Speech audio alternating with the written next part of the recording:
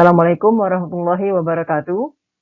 Di video ini kita akan mempelajari apa itu asam lemah, bagaimana cara menghitung konsentrasi H plusnya, dan apa sajakah yang termasuk ke dalam kategori asam lemah.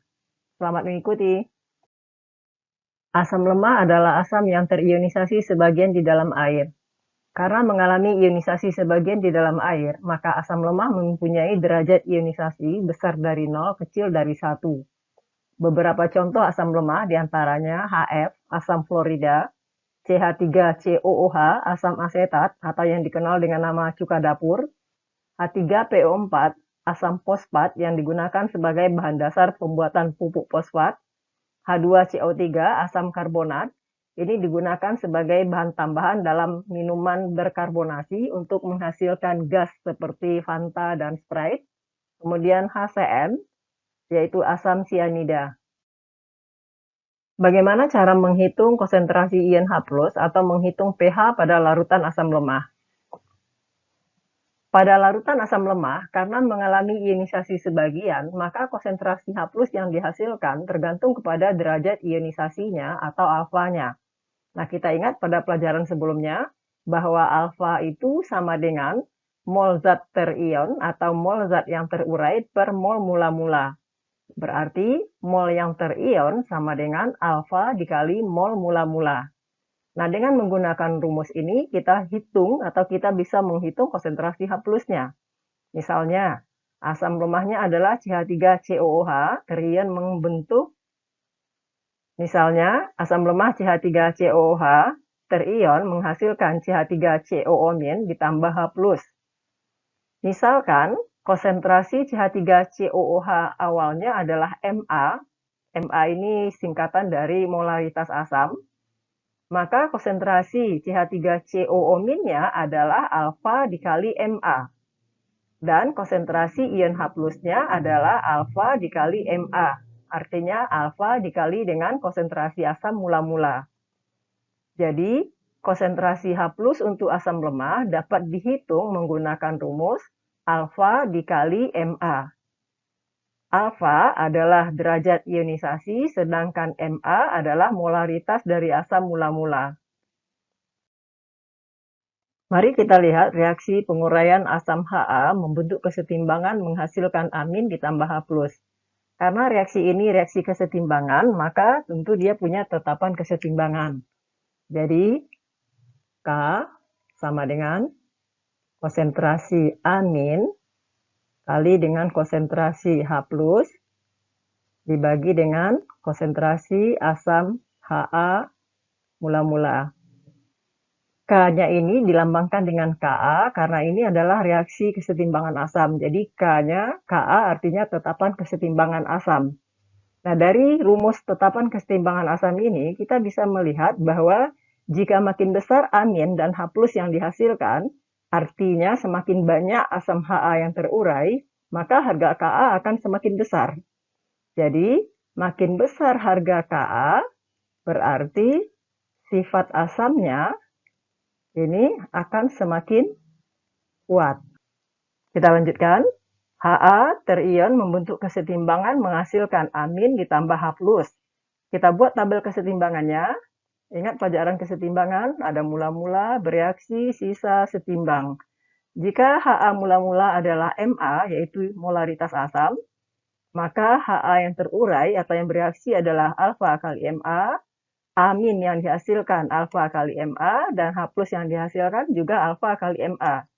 Berarti Ha sisa adalah Ma dikurang alfa kali Ma, maka komposisi kesetimbangannya adalah Ha itu Ma dikurang alfa kali Ma, aminnya adalah alfa dikali Ma, sedangkan H+-nya juga alfa dikali Ma.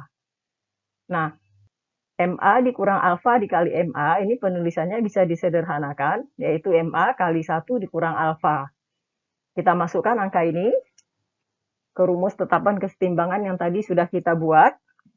Ka sama dengan konsentrasi amin berarti alfa kali Ma, H+-nya alfa kali Ma, per Ma kali 1 kurang alfa. Karena alfa atau derajat ionisasi dari asam lemah ini sangat kecil, maka 1 dikurang alfa ini dianggap 1. Jadi, alfa dikali MA kali alfa kali MA ini per MA, karena ini dianggap 1. MA kali 1 kan 1. Nah, MA ini bisa habis. Berarti yang tinggal adalah alfa kuadrat kali MA. Berarti alfa kuadrat sama dengan Ka per MA. Nah, ini bisa disederhanakan lagi. Berarti alfa sama dengan akar dari Ka per MA. Inilah hubungan alfa dengan harga Ka. Jadi, alfa itu derajat ionisasi, Ka adalah tetapan kesetimbangan asam, sedangkan MA adalah konsentrasi asam mula-mula. Ingat, semakin besar harga Ka, maka akan semakin kuat sifat asamnya. Alfa sama dengan akar Ka per MA, artinya alfa dengan molaritas asam ini berbanding terbalik. Semakin encer larutan, maka semakin besar nilai alfanya. Baik, kita lanjutkan. Ha terurai membentuk kesetimbangan menghasilkan amin ditambah H+. Sekarang kita akan mencari hubungan antara Ka dengan H+. Tadi kita sudah mendapatkan bahwa Ka sama dengan konsentrasi amin dikali dengan konsentrasi H+ per konsentrasi Ha. Di mana tadi konsentrasi Ha ini dianggap tetap, yaitu tetap sebesar konsentrasi mula-mula. Jadi Ka sama dengan konsentrasi H+ kali konsentrasi amin per MA. Dianggap tadi tetap ya, sama dengan konsentrasi mula-mula. Nah, di sini kita bisa melihat bahwa koefisien amin ini dengan koefisien H+ adalah 1 berbanding 1. Artinya, konsentrasi amin ini sama dengan konsentrasi H+. Jadi, dengan menganggap bahwa amin sama dengan H+, maka persamaan ini bisa kita ubah menjadi Ka sama dengan H+. Untuk H+ ini kali H+, karena tadi amin kan sama dengan H+, per MA. Berarti ini H+ kuadrat per MA. Berarti Ka sama dengan konsentrasi H+ kuadrat per MA. Maka konsentrasi H+ kuadrat sama dengan Ka kali MA. Berarti H+ saja sama dengan akar Ka kali MA. Nah, kita juga bisa mencari konsentrasi H+ bila harga Ka-nya diketahui. Jadi ingat, Ka itu tetapan kesetimbangan asam, Ma adalah molaritas asam mula-mula. Jadi ada 2 rumus yang bisa kita gunakan untuk menghitung konsentrasi H+ pada asam lemah. Yang tadi, H+ sama dengan alfa kali Ma, kemudian menggunakan rumus ini. H+ sama dengan akar Ka kali Ma.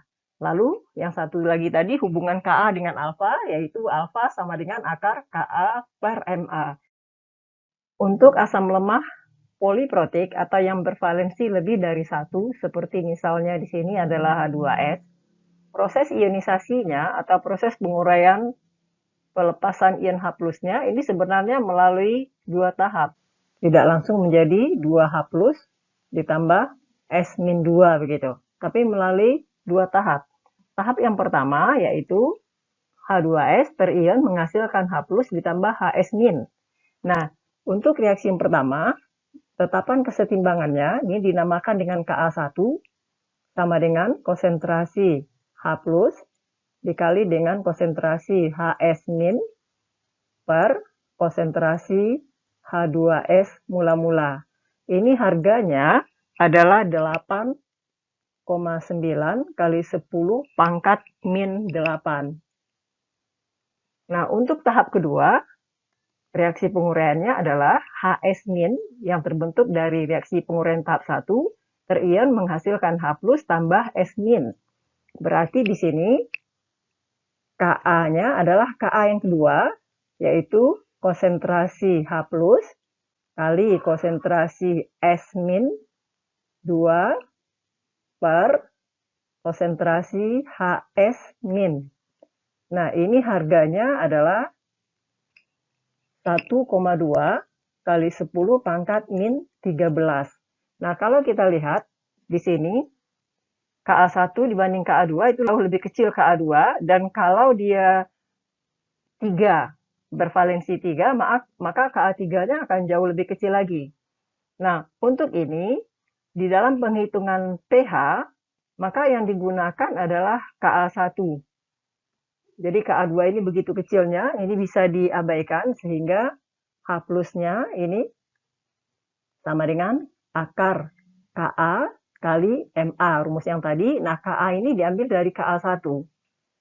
Kalau misalnya di dalam soal Ka1, Ka2 itu tidak boleh diabaikan, maka harga Ka dari asam yang bersangkutan ini bisa diperoleh atau bisa diambil dari harga Ka1 kali Ka2. Sebagai contoh, hitunglah pH dari 100 ml larutan asam formiat dengan rumus HCOOH dengan konsentrasi 0,1 molar dan mempunyai nilai Ka 1,96 kali 10 pangkat min 4. Nah, untuk menjawab soal ini, kita harus identifikasi dulu yang diketahui, yaitu volume dari HCOOH-nya 100 ml, konsentrasinya 0,1 m dengan harga Ka 1,96 kali 10 pangkat min 4. Nah, dengan adanya nilai Ka, ini berarti asam formiatnya adalah asam lemah. Dan konsentrasi di sini sudah ada 0,1 molar, berarti volume di sini tidak ada gunanya lagi. Kecuali bila konsentrasinya belum ada, berarti kita harus hitung dulu berapa molaritas dari larutan tersebut. Jadi bisa kita jawab, asam lemah karena ada Ka, berarti kita menggunakan rumus asam lemah yang ada Ka-nya tadi, yaitu H+, konsentrasi H+, ini sama dengan akar Ka kali Ma. Berarti akar dari 0,1 kali 1,96 kali 10 pangkat min 4. Berarti akar dari 1,96 kali 10 pangkat min 5. Nah, ini harganya adalah ini sama dengan akar dari 19,6 kali 10 pangkat min 4. Harganya adalah 4,4 kali 10 pangkat min 2. Inilah harga H+-nya. Maka pH sama dengan min log konsentrasi H+. Berarti min log dari 4,4 kali 10 pangkat min 2. Berarti 2 kurang log 4,4. Inilah pH dari larutan yang dihasilkan. Baik, kita tutup sampai di sini pertemuan kita. Semoga bermanfaat. Terima kasih.